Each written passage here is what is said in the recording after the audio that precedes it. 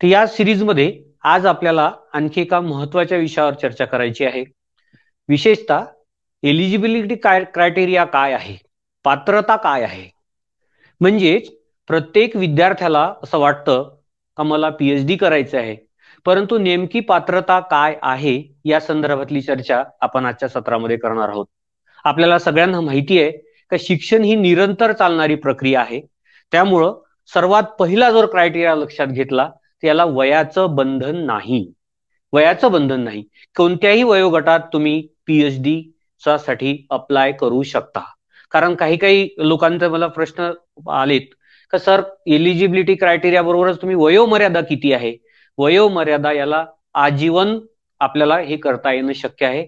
आमच्या रिसर्च सेंटरवर एक 67 इयर्सच्या मॅडम एक रिसर्च करतायत. म्हणजे वयाचं बंधन यासाठी नाही आहे.